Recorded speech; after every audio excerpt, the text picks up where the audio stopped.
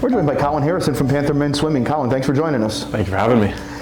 So your major is a little different than most here at Florida Tech. You know, we have a lot of engineering majors here, and you're looking towards the sky. Tell us a little bit about your major. So my major is Astrophysics and Astronomy, and I'm a huge space nerd. That's why I picked it. I have been my whole life. I was always a Carl Sagan fan. I watched the Cosmos growing up, little VHF box sets, back when they still made them. And I read all of Neil deGrasse Tyson's books. I'd be lying if I said every time I was in New York City, I wait outside the observatory to try to catch him coming in and out. So I've always known that I wanted to be in astrophysics, and it's a good place to be. So I imagine how excited you had to be when it comes time to pick a college and you're looking and there's a school literally less than an hour from the Space Center. Yeah. I imagine that had to be a pretty easy choice. Yeah. No, it was like it was designed right for it, and I actually found Florida Tech a little late to my application process, and it wasn't even me, it was a couple of my family members who found it. I was looking at some other schools, here and there, but nothing matched like how Florida Tech's program does. Given everything that your major encompasses, what's an assignment or a project or something you've had the chance to do in your classes so far that you've really enjoyed? Last semester, I had a class with Dr. Harris. It was observational astronomy, and that was a lot of fun because it was like a half lecture, half lab class. But for the lab, we would just go on top of the Olin building and use the telescopes. So when the comet struck by last year, that's actually a bad example because that was like the one thing we couldn't see, but we got to go up on top of the roof and take a look. But we did a project last semester with two of my friends for light sails, and it was a cool concept for extragalactic space travel. And it's not within my lifetime kind of technology, but it's really cool to think about those kind of things, do thought experiments, and try to apply the science that we can't understand.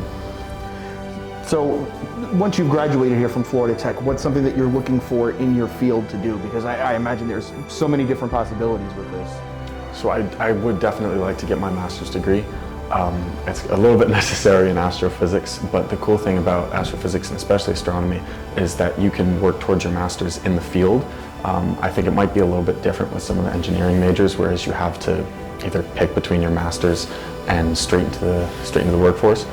But what I could probably do is get a radiation tech job at a lab and try to see if there's any opening positions more concentrated in my field. So I could work here and try to accomplish my master's degree while either teaching classes or tutoring or signing on with any one of the big tech companies within 5 minutes of here. So what are the options? What are some of the things you need to get the most out of your study time? Because I know as an athlete, and especially with the schedule that swimming has, because I know you guys have multiple practices a day, what is essential for you to make sure you're getting the most done with your academics?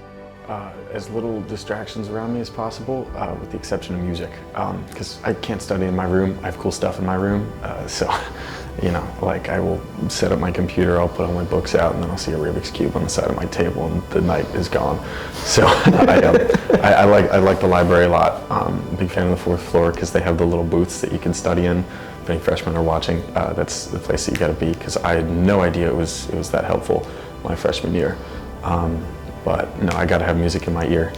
It keeps me on focus, especially if I'm with my friends, because I will talk to them and I will distract them too. That's a good advice to have. And I was gonna ask, when you're on the road, and I know you guys do have a few trips, do you feel like, have you developed a friend where it's, okay, hey, we've got a project that we gotta do together, or let me help you out with something? Do you have a study buddy, so to speak, with maybe a teammate or a fellow athlete? So the cool part there is I don't have to find them, because there's only one other astrophysics major in the team. Her name's Kate, and she's in my class too, so we have all the same classes together, and no exceptions. I didn't fail any classes, so they don't have to stutter back. But so yeah, no, we work on some projects together, and every now and then she reminds me if we have an assignment that I forget about. So it's helpful, it's very helpful. How has being a college athlete helped you get through all this? And do you feel like there's any lessons from swimming that have helped you in your classes? Definitely. In high school, I had I don't want to say subpar, but okay time management. And you know, with swimming, we got to be up 5 in the morning every day, ready to go in the pool. You can't show up a little bit late. You can't be not ready when the clock strikes 5:30. Same thing with lifts. Same thing with the afternoon practice. You know, it's on the dot.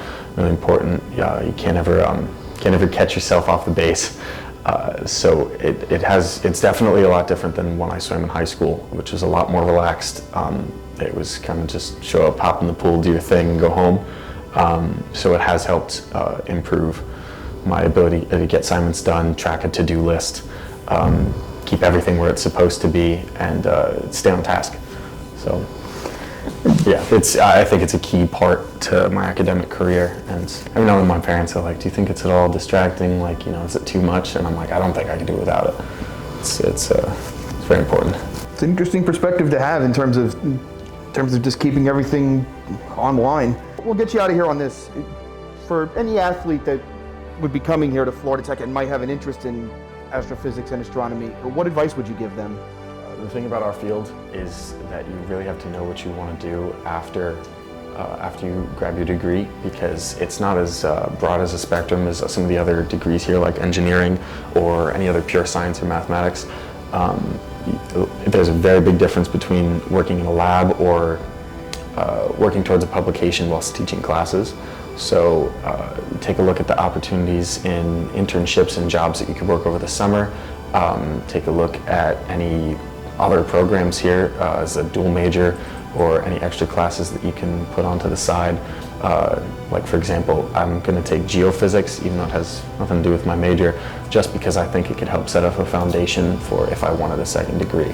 And a couple of my friends are doing that right now. That wasn't my idea. I should also credit them for that. But take a look at some of the advantages that this school offers that other schools don't.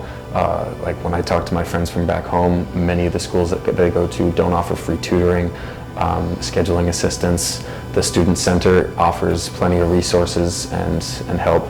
Our library has study rooms that you could rent out, so you can find a study group and pull some people in the major together. It's a little bit difficult because astrophysics is a very small major here, but find your crowd, get to know them, because you can spend the next 4 years with them, and definitely figure out where you want to be so you can set up a foundation. Colin, I feel like we could talk for another hour about this. It's just such a fascinating field, but thank you for joining us and good luck with the upcoming season. Thank you for having me. It was nice being here.